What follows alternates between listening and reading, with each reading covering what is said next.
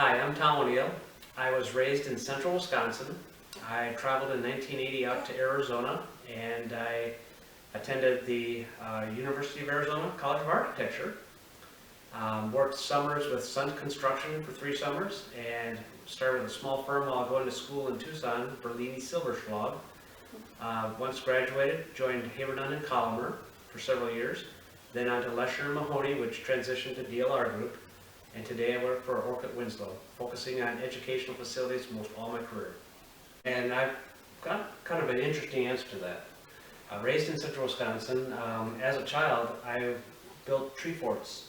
My parents let me build tree forts in the front yard. Had a lot of fun exploring and building when I was a very young kid. My dad was executive vice president of Century Insurance, and as I came into my teens, he hired a firm out of Madison, Flad & Associates to design their corporate world headquarters. And I shadowed my dad with that architect.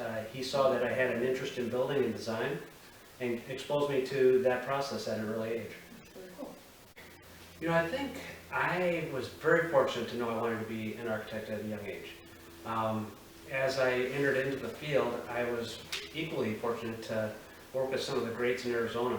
Ralph Haber, George Colomer, Bob Mrozinski, Eric Braun, an interior designer, high-level interior designer.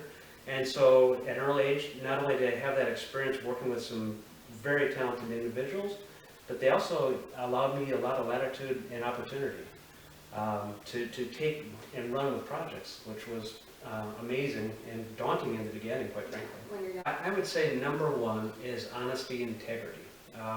And through the course of my career, I've seen individuals kind of stray. Your reputation you can never rebuild.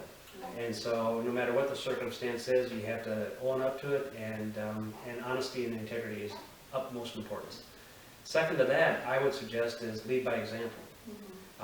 You can't expect your team to carry on if you're not leading them and taking on the same challenges and responsibilities. And I really enjoy design, and I think I was fortunate, graduated class of '85, so I was back in time. And back in those days, it wasn't far off of what you probably never heard of, the oil embargo, where energy became very important. And so instilled in me in my education was response to the environment, orientation, harvesting daylight, passive solar, were all things that were ingrained in my education, which has seen you through today when we want to do sustainable design. And so that was inherent.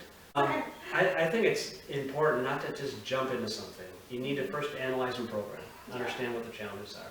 You need to sequence it and organize it so that as you move through the facility, it makes sense in all aspects. It's the charrette. It really is. And in our studio, our educational studio, we have spontaneous charrettes all week long. And our method today is we broadcast on a marker board wall a design, whether it be a floor plan, whether it be studies, whether it be we're gathering elements that we want to infuse in the design, and we mark it up, we talk about it, and it's a very open environment. And we encourage as people pass by, it could be another interior designer, it could be somebody else.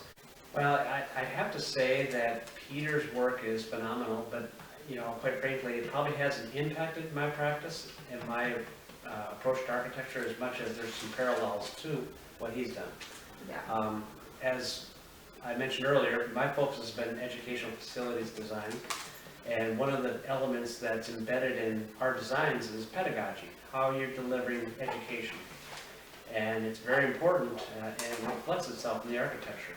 I know Peter's work has embedded theories and concepts behind it that are very important to the development of his projects. My biggest challenge is a client that's not engaged. I do find that in public work. We work with interns and young architects all the time. There's a number of things I would say. Number one is be there, be present. Being there, being present shows interest. Don't be afraid, take on responsibility, be a self-starter. That's really important to those that you're working with. When you're initiating and moving and not waiting for something, really important. I think those are really, really key aspects. Attitude is number one. Having a positive attitude